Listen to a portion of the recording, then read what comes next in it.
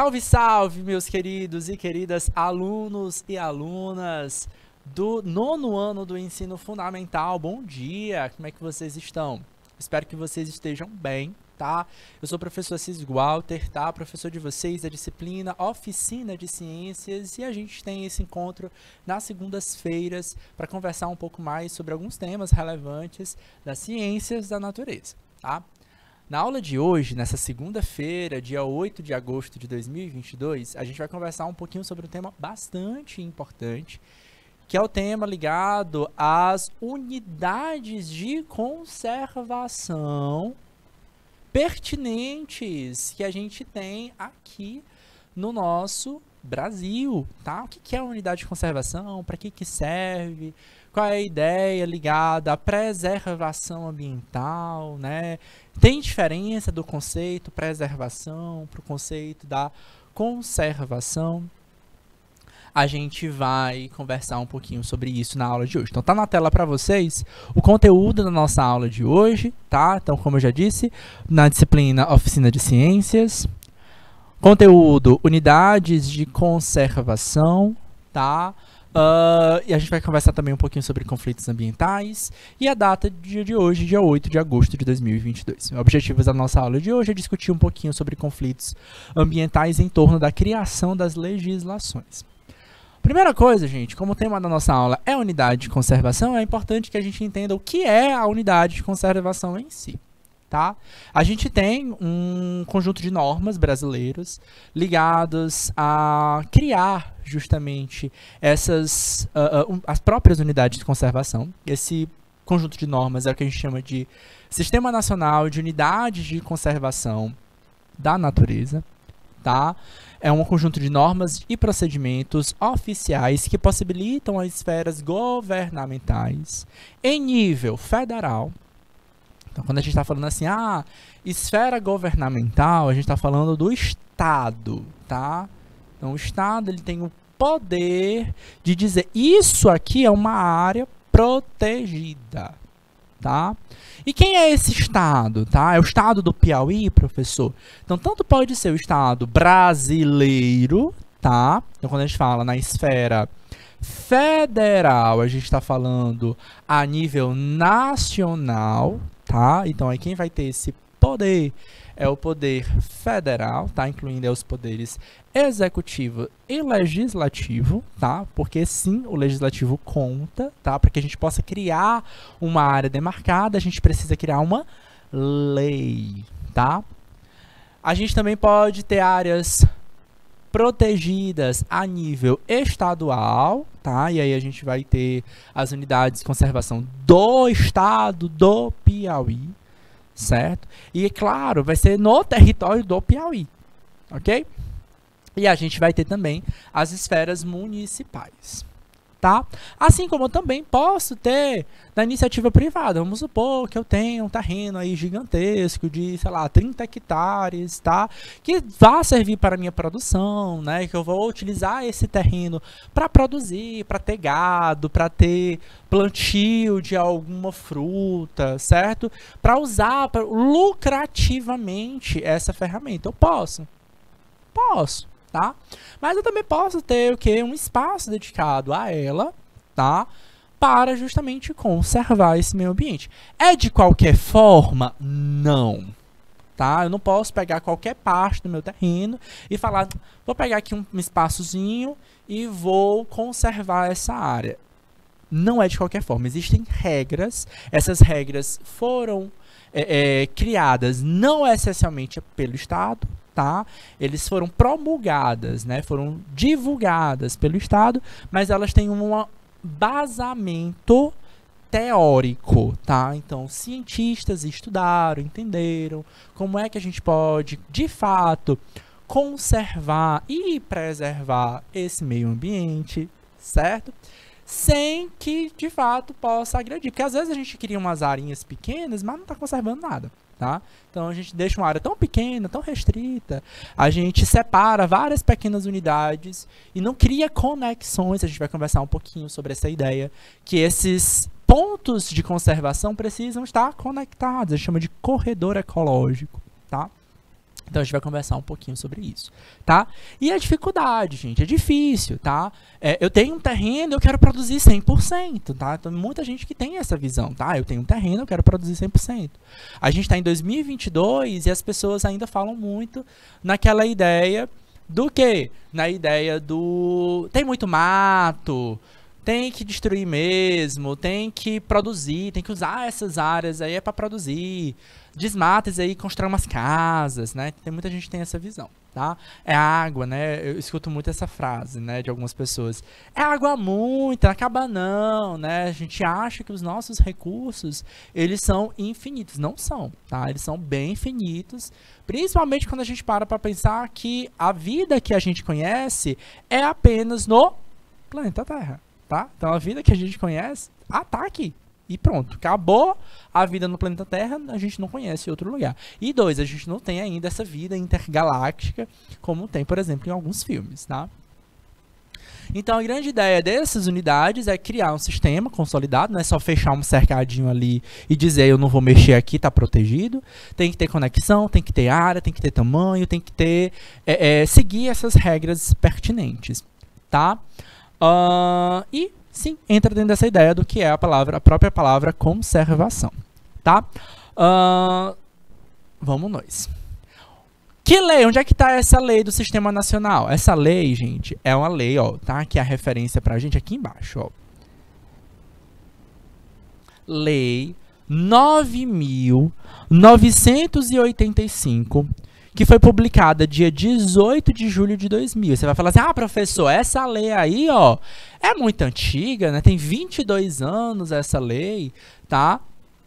Com certeza essa lei já sofreu alterações. As leis, elas podem sofrer alterações também, tá?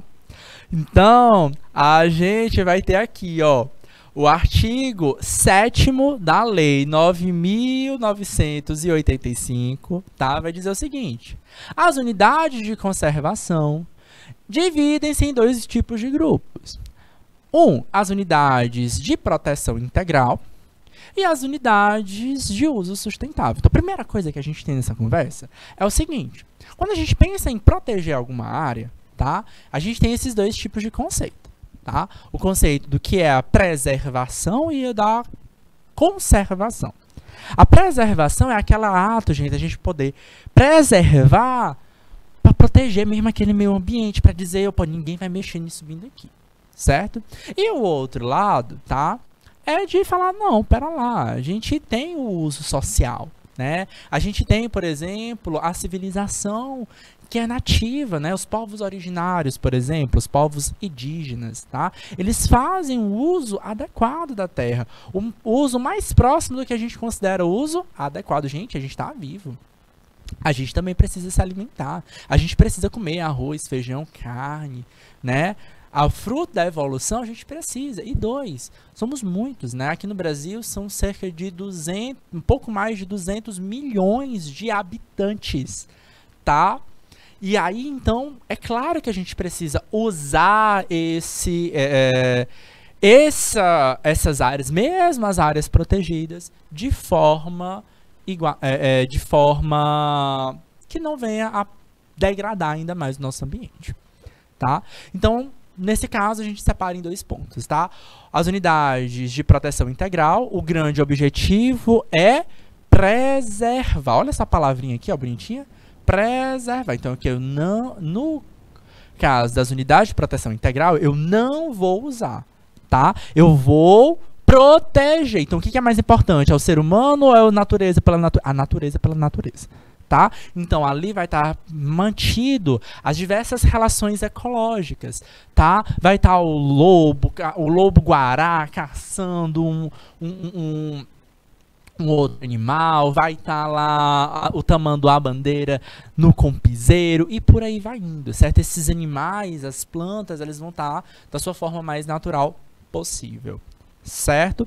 Sendo admitido apenas o uso indireto dos seus recursos naturais, como, por exemplo, para pesquisa científica, tá? Para a gente saber de fato que está sendo as potencialidades desse recurso, para que, por exemplo, a gente possa entender as relações ecológicas, né? No interesse, no interesse, vamos dizer assim, no interesse educacional também, né? Eu vou levar os meus alunos para conhecer essas áreas. A gente vai ter áreas que têm esse nível de proteção, tá?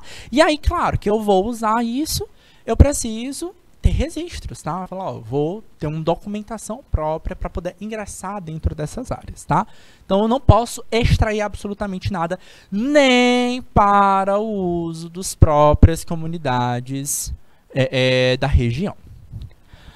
O outro, né, que são as unidades de uso sustentável, não é extremamente exploratório. A gente não está falando em produção, em grande produção, em escala industrial. A gente está falando de uso sustentável. Então, certamente, quem vai usufruí-la dela são os povos da região, né, os povos originários, a comunidade pesqueirinha, por exemplo, tá? Que podem justamente utilizar. Então, eu vou conseguir, sim, extrair o peixe, pescar, extrair os mariscos, tá? Eu vou, sim, poder tirar, por exemplo, materiais.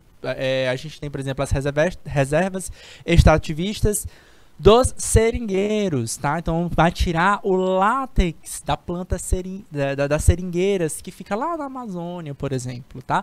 Então, eu estou adentrando, normalmente a comunidade nativa, tá? Que vai fazer essa exploração e vai lá tirar o látex, que é um metabólito, né? Um produto metabolizado secundário dessa planta, tá? E ela é utilizada, por exemplo, para produzir a borracha que vocês usam para apagar no caderno de vocês, para produzir os preservativos, tá? Que são as camisinhas masculinas e femininas que são utilizados como contraceptivo e como forma de evitar doenças ou infecções sexualmente transmissíveis, tá? Então, a gente tem classificações dos dois tipos de unidades, tá? De conservação. Tá? As unidades de proteção integral são as unidades focadas na preservação, tá? Mas não é só um tipo, a gente tem vários. Tem as estações ecológicas, as reservas biológicas, os parques nacionais, os monumentos naturais, refúgio de vida silvestre. Eu vou mostrar para vocês alguns exemplos que a gente tem, inclusive aqui no Piauí, tá? O objetivo é a preservação, tá? Então, essas aqui, o objetivo é preservar. Eu não vou extrair o subproduto. Não significa dizer que eu não vou entrar de jeito nenhum nessas áreas. Eu posso entrar. E eu posso entrar com intenção. Às vezes é ecoturismo, por exemplo. Às vezes é fazer pesquisa científica. Às vezes é educacional. E aí vai indo, certo? Eu não posso tirar aquele recurso de lá. A vida se mantém e elas possam entrar dependendo da situação. E a gente tem cada uma das suas classificações. Tá? Então, às vezes, é uma beleza exuberante que me faz classificar aquela área como monumento natural, como parque nacional, por exemplo, certo? Que tem uma beleza cênica, tá? Então, uma beleza que eu vou querer visualizar, eu quero tirar fotos, por exemplo, daquele local. E aí a gente vai poder classificar dessa forma, tá? Mas a gente pode adentrar para fazer pesquisa científica, que é o caso de lá. E as unidades de uso sustentável, professor? Uso. Então, a gente pode utilizar, tá? Então, aqui já não é mais preservação, tá? Aqui, no caso, é conservação, porque eu vou explorá-la, mas com muitos cuidados, tá? Então, eu vou manter a vegetação nativa, tá? Eu vou utilizar uma planta daquele próprio local. Eu vou pescar, mas em períodos específicos, tá? Certo?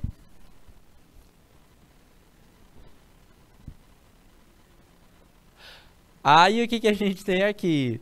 Olha só, unidades de conservação. No Piauí, no estado do Piauí, a gente tem cerca de 44 unidades de conservação, incluindo os dois tipos, tá? 19 de uso sustentável e 25 de proteção integral. Variando a classificação, né? Quem determinou ela, se foi federal, ou se foi estadual, ou até mesmo municipal. A gente tem cerca de 2.811.924 hectares protegidos aqui no nosso estado, certo? Contabilizados apenas as porções de dentro do estado do Piauí com sobreposições das nossas áreas. Primeiro ponto que a gente tem aqui são os parques nacionais, tá? Agora tá todinho. Os parques nacionais, tá? Que preservam ecossistemas naturais de grande relevância ecológica. Então, opa, é um local com grande importância ecológica. Então, a gente tem que entender, por exemplo, os biomas locais, tá? Para dizer, ó, isso aqui a gente precisa cuidar. Exemplo que a gente tem aqui, ó, é o Parque Nacional da Serra da Capivara. Cuidado, tá? Aqui, ó, ele ainda tem essa classificação. Além da relevância ecológica, tá? A gente tem beleza cênica. Lá, aquela beleza exuberante para fotografar. Então, realmente, de fato, as fotos chamam a atenção, né? A gente olha para uma foto como essa, a gente fala assim, eu quero viajar, eu quero ir lá para o Parque Nacional da Serra da Capivara, né? Bora todo mundo para São Raimundo Nonato fazer essa aula lá agora, né? Que tal? Né? Todo mundo quer, tá todo mundo aqui querendo, todo mundo aqui babando pelas fotos, mas é isso. A relevância ecológica desse local aqui são dois aspectos. Primeiro, aqui está uma área de caatinga, tá? Mas essa área também é uma área de zona de transição, tá? Aqui no Piauí a gente tem alguns biomas, tá? Os biomas mais clássicos que a gente vai ter é o Cerrado e a Caatinga, como a gente já teve aula para falar sobre isso. Mas a gente tem outros subbiomas, né? Como, por exemplo, a transição Caatinga Amazônia. Vocês sabiam que existem alguns pontos aqui no Piauí de Amazônia? Pois é, a gente tem, inclusive, nessas áreas da Serra da Capivara, vocês vão encontrar alguns pontos focais, você vai olhar assim, meu Deus, é uma vegetação bem fechada, bem densa, uma floresta bem densa, nem parece caatinga, né? Porque, de fato, os biomas, eles não são homogêneos, tá? Então, a gente vai ter algum ponto mais rico em água, mais protegido, não tem tanto sol, boa umidade, fechou. As plantas que eram típicas do bioma Amazônia ainda vai aparecer aqui, tá? A gente não tem Amazônia aqui, como a gente tem ali no Maranhão, tá? Então, é uma área que a gente realmente precisa proteger. E outra ideia também que a gente precisa proteger uma área, como, por exemplo, o Parque Nacional da Serra da Capivara, é porque aqui a gente vai encontrar o quê? Registros registros dos homens do passado, né?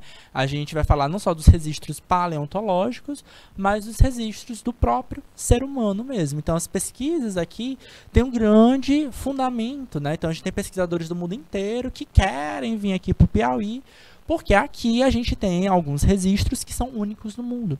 E isso ajuda muito a entender direitinho quem era esse homem, né? Eu digo esse homem, não é o homem do sexo masculino, estou falando do ser humano, tá?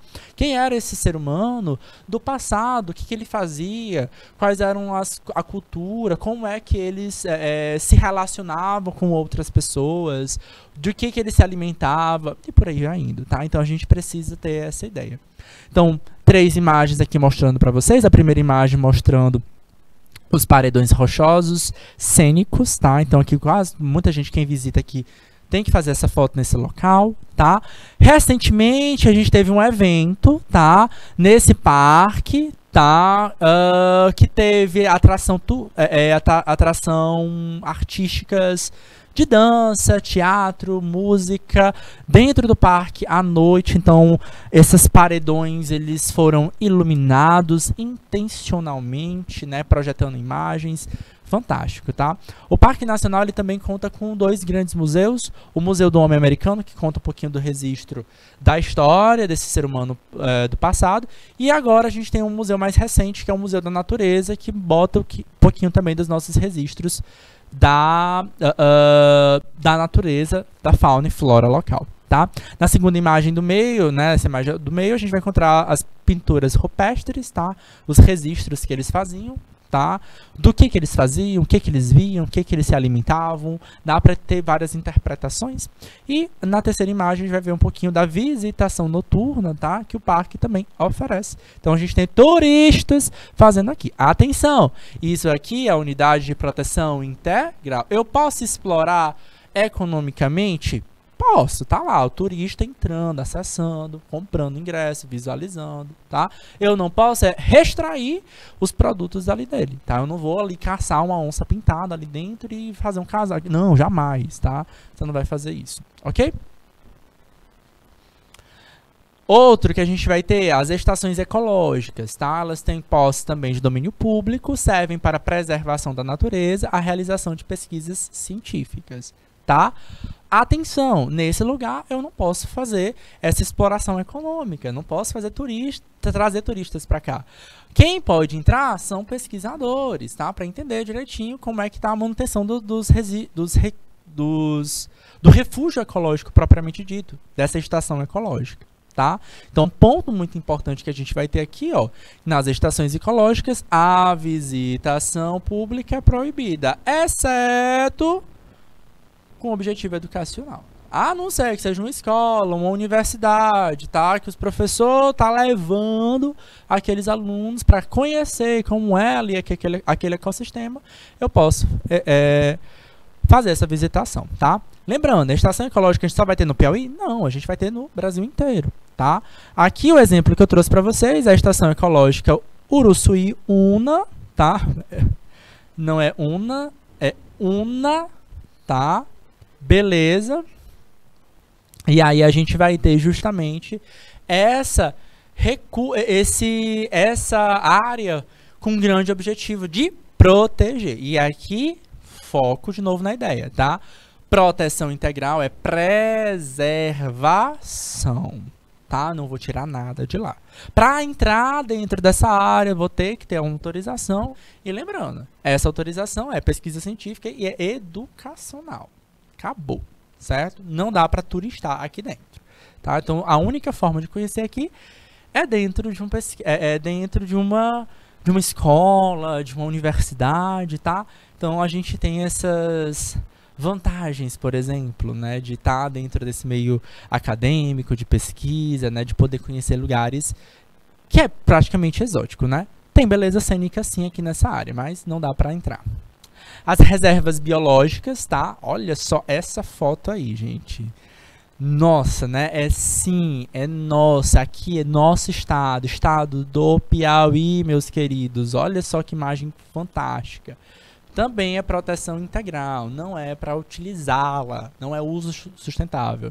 A gente tem as reservas biológicas, tá? A reserva biológica, ela visa a preservação integral da biota, tá? O que é essa biota, professor? São os recursos biológicos. Recursos biológicos. Aí você pode pensar assim, as plantas, os animais, né? Mas também os fungos, as bactérias, os parasitas, tá? Então eles estão ali vivendo, tá? Ah, professor, tem que proteger também até as bactérias? Sim, tá? Nem todas elas são doença, nem todas elas são problema, tá? Elas podem, inclusive, auxiliar muitos organismos a conseguirem viver, tá? Só para vocês terem ideia, por exemplo, sabe o cupim, tá? Aquele que come madeira? Se não fosse a existência de parasita dentro desse corpo, né? Vou nem dizer que é parasita. Se não fosse alguns micro-organismos, tá? Não é parasita ele. É uma relação de mutualismo, no caso, tá? Se não fosse um protozoário, micro-organismo no trato intestinal desse cupim, ele não iria conseguir comer a madeira, não iria comer papel, tá? Por quê? Por conta justamente dessa necessidade. Ele não consegue metabolizar aquele produto, tá? E aí, então, quando a gente cria reservas ecológicas, ou estações ecológicas, ou reservas biológicas, a gente tem que ter essa ideia de ecossistema, tá? Entender, por isso a gente já teve algumas aulas para falar sobre biomas, tá? E aqui a grande ideia é que a gente fale com vocês sobre justamente as reservas biológicas que a gente tem, tá? Então, eu quero preservar aquele ecossistema. E ecossistema é a relação entre os seres vivos, os recursos biológicos e os outros fatores, tá? E esses outros fatores, normalmente, a gente chama de fatores abióticos. É luminosidade, é água. Ah, então os recursos hídricos também precisam. Sim. Então, não é para abrir estrada, tá? Ou, mas aqui, se eu passasse uma estrada bem aqui no meio, o professor mantinha, tá? Eu tinha uma área de preservação aqui, aí eu queria passar uma estradazinha bem aqui, ó, só aqui, ó. Ia manter as áreas, professor, ia manter as duas áreas de preservação. Dava para passar? Não, não dá, tá? Porque a gente corta a conexão de um ponto para outro, tá? Então, nada a gente pode mexer. A gente não pode pegar e utilizar aquele espaço para crescer, por exemplo, barragens de hidrelétricas. Mas a água é natural, tudo bem. Não, se está sendo modificado pelo ser humano, não pode. Beleza? E aí, o que mais? Olha só, sem interferência humana, tá? Então, ó, demais atributos naturais existentes em seus limites sem interferência humana, seja ela direta ou de modificações ambientais, entendeu? Então, não dá para ser uma represa hidrelétrica que cresceu e passou um pouquinho. Não dá. Certo? A gente tem que fazer um estudo antes de abrir uma hidrelétrica para entender quais são os possíveis caminhos que essa barragem pode interferir, em que áreas essa água vai alagar, tá? Então, assim, mesmo uma hidrelétrica, que é considerada uma energia limpa, ela pode promover justamente essa impactos ambientais que a gente precisa evitar e preservar, tá? As ações de manejo necessárias para recuperar e preservar o equilíbrio natural, a diversidade biológica e os processos ecológicos. Essa reserva que a gente conhece aqui é uma reserva com um grande conflito de interesse, tá? É considerada uma das consideradas que tem um dos maiores conflitos que a gente tem, porque há muita gente querendo explorar o minério da área, tá? É a reserva biológica de Serra Vermelha, tá? Tem alguns documentários, algumas reportagens, justamente para falar sobre essa Serra Vermelha, tá? Muita necessidade de exploração de minério dentro dessa área. Bom, aí bora lá agora para as de uso sustentável, tá? Então não é a ideia das unidades de conservação não é somente preservar, tá? A gente pode ter essa ideia também da palavra conservar, tá? A gente vai manter a natureza, mas a gente vai também poder explorar, tá? Mas explorar de que forma, tá? Aí vamos ver, conhecer algumas dessas, tá? Então aqui não é mais preservação integral, tá? Aqui a gente está falando de uso sustentável. Uso. Uma delas é a Floresta Nacional, tá? É uma categoria brasileira de áreas protegidas de uso sustentável, estabelecida pelo Sistema Nacional de Conservação. As florestas nacionais são áreas de posse de domínio público, providas de cobertura florestal predominantemente nativa, tá? A gente tem uma aqui no Piauí, muito conhecida como Floresta Fossilizada, tá? Ela fica na capital, Teresina, certo? E você olha para ela, você enxerga isso aqui, tem umas pedras lá no meio disso e tal. Então, que pedras? Não é pedra, tá? Isso aqui são fósseis, tá? São resquícios de seres vivos do passado, tá? E é uma floresta, então são plantas que se fossilizaram, se petrificaram e se mantiveram ali na região, tá? E aí, o que tem a ver isso com... Bom, ela é de uso sustentável, primeiro, porque eu posso fazer visitações, ela fica nas margens do rio Poti, tá? O rio que corta a capital de Teresina, tá? Então, existem pontos que a gente pode entrar e fazer visitações, tá? Normalmente a gente faz as visitações em grupo, nunca sozinho, tá? Pelo risco, né? Tem animais ali dentro, o risco de você não conhecer também a própria região, fica dentro da capital, então tem um risco também social envolvido, tá? Da criminalização, infelizmente é uma realidade, mas em grupos, tá? Muitas vezes pode ser feita essa visita. Que interesse? Interesse educacional, tá? A gente tem pesquisa científica também que é realizada, tá? E essa pesquisa científica, ela é realizada em que aspecto ou em que interesse, tá? Entender, por exemplo, como essas plantas, quem eram essas plantas que viveram, tá, no passado, qual papel que essas plantas tinham na relação ecológica, sim, é um recurso biológico do passado que se mantém presente, então a gente consegue interpretar e entender as mudanças climáticas, por exemplo, da nossa região, tá? Ter outras interpretações para nossa região, tá? E lembrando que a gente não vai ter só essa pesquisa científica. Se fosse isso, a gente teria o quê? Uma área de proteção integral, tá? Seria muito mais parecido com o Parque Nacional, tá? Da Serra da Capivara. Mas o que a gente tem aqui? A gente tem uma exploração da própria população, tá? Então, a capital de Teresina, ela foi uma das primeiras capitais planejadas do país. E ela foi planejada por quê? Porque ela foi desenhada? Não.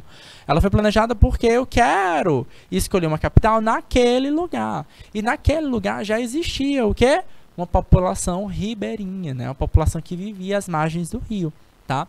Aqui no Piauí, a nossa capital, a gente chama até de uma capital mesopotâmica, porque a gente vive entre dois rios, tá? O Rio Parnaíba e o Rio Poti, tá? Então a gente ainda tem esse histórico, tá? Dessa população ribeirinha que vive às margens do rio, que explora ela para o uso próprio, tá? Temos lendas urbanas, inclusive, né, faz parte do nosso folclore teresinense, a lenda, por exemplo, do Cabeça de Cuia, tá? Que era o pescador jovem que navegava no rio Poti e tal. Tem uma história longa, né? Então conta pra gente a história do povo tradicional, tá? Que estava aqui antes da capital ser a capital do município. Então a gente tem essa tradição que é mantida, tá? Então essas áreas elas são protegidas, primeiro porque é uma região beira-rio, tá? Então ela sempre vai ser protegida. E aí a gente também tem, sim, a necessidade. Então o povo pode utilizar, podemos pescar aqui dentro, desde que seja para a subsistência do povo, da população nativa, tá? Então é o que a gente chama de área de uso sustentável, tá? A gente também tem as áreas de proteção ambiental, ou APAs, tá? As áreas de proteção ambiental correspondem a áreas, em geral, extensas, tá? Com certo grau de ocupação humana, dotadas de atributos abióticos e bióticos. Professor, o que é um atributo abiótico? É aquele atributo sem vida, tá? E o que é um recurso biótico? É o recurso com vida, tá? E sim, tá? Somam-se um ao outro no aspecto ecológico, mas a gente já tem um campo movimentado, certo? Movido, mexido, certo? Eles são estéticos, têm uma cultura especial para a qualidade e vida da população existente. Nessa imagem, a gente tem a Serra da Ibiapaba, que fica entre os estados do Piauí e do Ceará, tá? Economicamente, ele é bem explorado pelo Ceará.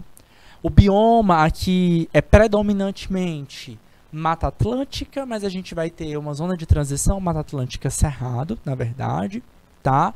Então, ele é uma área serrana, então ela é alto relevo, tá? Então, as temperaturas são um pouco mais amenas. É interessante, tá? Do ponto de vista turístico, tá? Então, a população que vive nessa região explora isso de forma muito salutar, tá?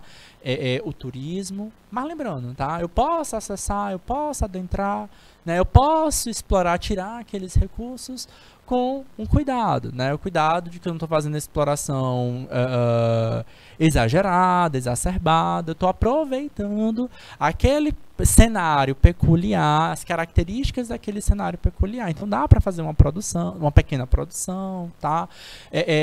Tem caju, a gente vai extrair aquele caju e conseguir produzir a nossa cajuína, tá? Então tem alguns recursos que a gente consegue explorar, tá? de forma cuidadosa. O caju que já estava ali, tá? Então ele de forma natural. A gente tem outras áreas de proteção ambiental. Uma dessas áreas de proteção é a que fica o Delta do Parnaíba. E aí a área de proteção ambiental Delta do Parnaíba, ela engloba 3 estados: o do Maranhão, do Piauí e do Ceará, tá? Especialmente no Piauí, que é o menor litoral do Brasil, a gente tem uma outra questão muito importante, tá? A gente tem as reservas extrativistas, especialmente a reserva extrativista marinha Delta do Parnaíba, tá? Então, além de ser uma área de proteção ambiental, a gente tem uma área mais restrita, focada na reserva extrativista. Qual a grande ideia? É que o povo, tá, originário, né, a nação originária ali, ele possa justamente continuar mantendo a sua tradição, os seus costumes. Poxa, é uma alimentação, é uma pesca de subsistência, tá? Então eu estou ali pescando para consumo próprio, tá? Muitos desses pescadores, né, ou marisqueiros, que é o caso da imagem aí, eles vendem, tá, os produtos, tá? Então eles exploram economicamente também os recursos, tá? Mas lembrando que a exploração econômica, ela tem um cuidado, né? Ela tem uma observação, tá? Então a gente tem, por exemplo, os mariscos, os peixes, eles têm uns períodos de reprodução. Então, em alguns momentos eu não posso fazer essa exploração. Eu até posso pescar se for de subsistência. Agora não. É uma exploração, tá no período que não está nesse período de reprodução, de crescimento, eles podem, né? Não só pescar, como eles venderem, tá? Tirar ali uma quantidade, tá? Por que não pode no período da reprodução? Que é para garantir que não haja o fim da espécie, tá? É para garantir que as espécies que estão habitando naquela região, elas consigam, né? Elas continuem vivendo ou existindo, tá? As reservas extrativistas, né? Ou RESEX, como são conhecidas popularmente, são espaços territoriais protegidos cujo objetivo é a proteção dos meios de vida, da cultura das populações tradicionais. Olha só como isso conta, tá? Da cultura. Então eu conheço o aspecto social daquele povo que está lá, ó, há muito tempo, tá? Então antes da gente ter esse desenvolvimento urbano, então esse povo já estava lá, já tinha essa tradição, esse lado cultural. Então, um lado muito bom, muito importante também para a gente poder desenvolver e até conhecer mais sobre a nossa própria população, tá? Bem como assegurar o uso sustentável desses recursos. Então, não eles vão explorar, mas eles vão explorar com cuidado. Então, eles vão manter as tradições deles no lado de coleta, mas é interessante que eles também vão aprender, tá? Aprender que dá para preservar, que não é para explorar economicamente em todo momento, certo? Que a gente vai ter esses cuidados pertinentes, tá? Bom, eu trouxe para vocês alguns dessas unidades de proteção que a gente pode, tá? Alguns a gente pode visitar, outros a gente não pode. Mas aí, quem que faz esse processo de separação, tá? De determinar que isso é uma área de proteção integral, isso é uma área de uso sustentável? Bom, é o Estado, tá? Então o Estado, ele vai ter a posse daquela terra. Não é do seu Zé, nem da Dona Maria, é do Estado, certo? E esse Estado, como eu disse para vocês, vou voltar aqui só para a gente fechar, ó. Esse Estado aqui pode ser federal, estadual ou municipal, certo? Eles vão deter os documentos para dizer essa área aqui é uma área de uso sustentável ou de proteção integral, ok? Beleza? Ok. E determinando isso, tá? Então significa dizer que existe toda uma equipe para fazer o que a gente chama de zoneamento, de escolher o que pode ser uma área a ser explorada, o que precisa ser uma área de conservação ou de preservação. Bora ver aqui essa ideia do conceito da palavra zoneamento, tá? Então, zoneamento ambiental ou zoneamento ecológico, econômico, tá? Pode ser o quê? Nacional, regional ou estadual, ou até mesmo municipal. Consiste no instrumento de organização territorial, de planejamento, certo?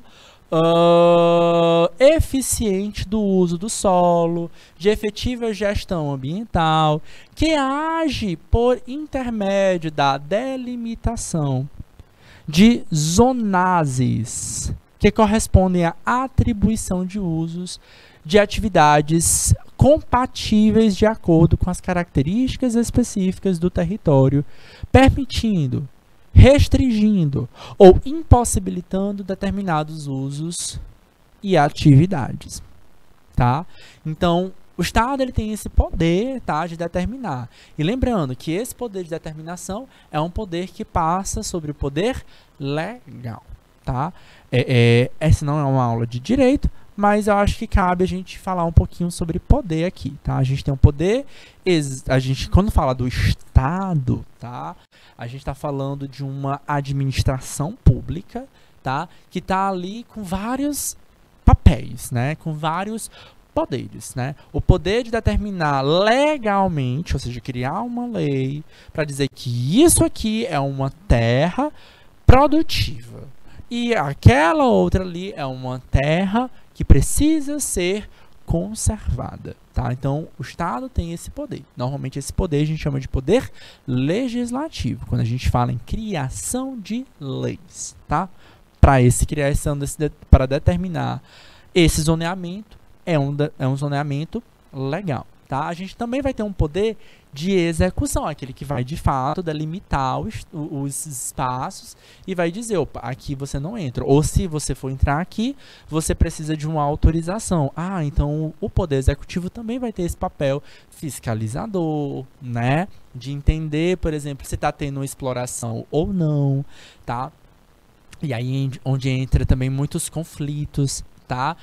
Recentemente no Brasil a gente está tendo ainda muitos problemas com grileiros, tá? Então o que são esses grileiros, tá? São várias pessoas, tá? Que fazem exploração indevida de recursos em áreas que são protegidas, tá? Então a gente tem alguns órgãos como o ICMBio, o IBAMA, tá? O Ministério do Meio Ambiente, que são vinculados ao poder executivo, que tem esse trabalho de fazer o quê? Fiscalização ambiental, de entender onde é que está acontecendo essas grilagens, tá? Essa ação tipo grilo, né? De fazer pequenos cortes aqui, acolá e fazer essa intervenção que não deveria acontecer. Então, o Poder Executivo ele vai ter esse papel, tá? De permitir, de dar a permissão, de fazer o licenciamento ambiental, tipo, eu quero fazer essa exploração como povo nativo, né? Como povo tradicional, de fazer a coleta do látex da seringueira. Então, tem um órgão competente para isso, para liberar, tá? Eu quero fazer uma exploração de turismo. Vai ter um órgão competente também para fazer essa abordagem, inclusive até para impedir, tá? Então, por exemplo, aqui no Piauí, no estado do Piauí, a gente estava tendo um turismo indevido, né? Um turismo que não estava, de fato, conservando, tá? Ali no nosso cânion, né? O cânion do Rio Poti. Tá? Tava tendo uma boa exploração turística, tava tendo um bom crescimento, porém o uso estava ficando muito indevido. Então a gente estava tendo destruição, descarte indevido de lixo. Então, até que isso possa ser regularizado, foi-se interrompido essa concessão, desse licenciamento ambiental. Tá? E também temos um poder judiciário que está ali para fiscalizar, não para fiscalizar, mas para julgar, tá, os atos indevidos. Então, a partir do momento em que alguém explorou de forma indevida, tá, aquele ambiente, ele pode responder conforme a nossa legislação. A gente tem uma lei de crimes ambientais, tá? Então, fazer o uso, por exemplo, de uma caça ilegal, tá? Eu não estou licenciado para caçar animais, tá? Vou caçar uma onça, quero fazer um casaco de pele aqui pro Brasil, que é quente, né? Mas vai fazer um casaco de pele de onça.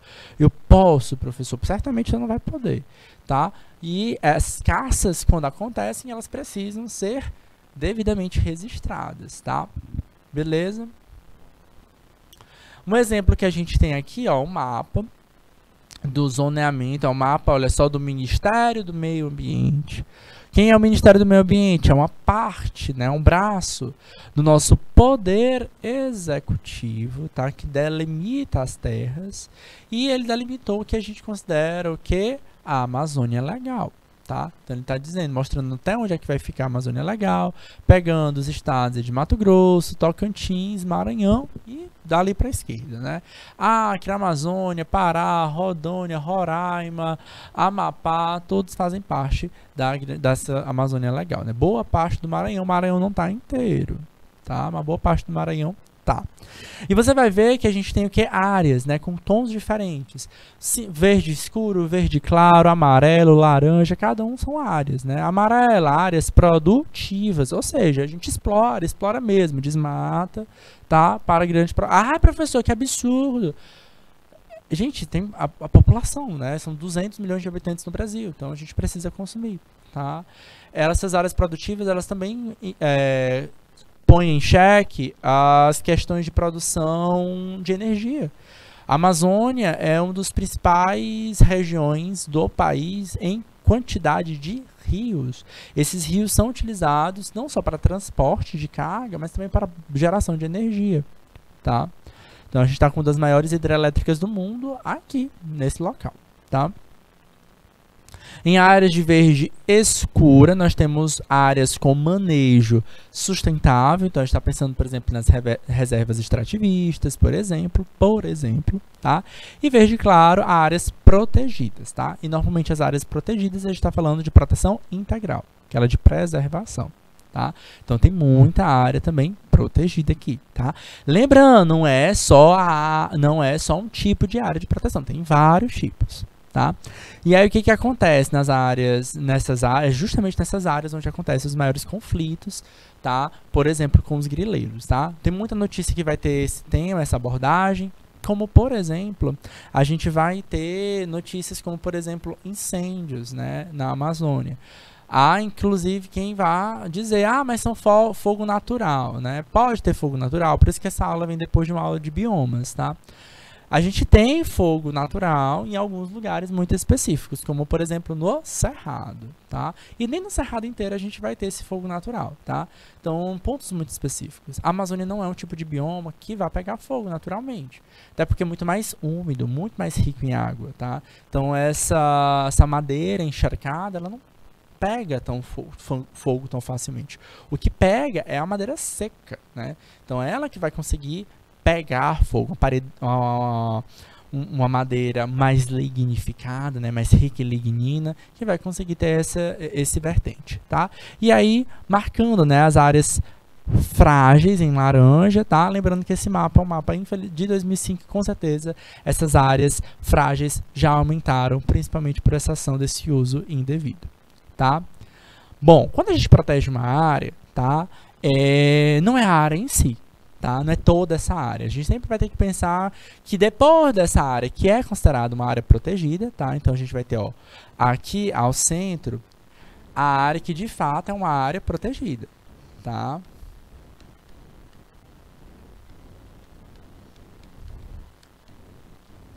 A área de proteção, tá?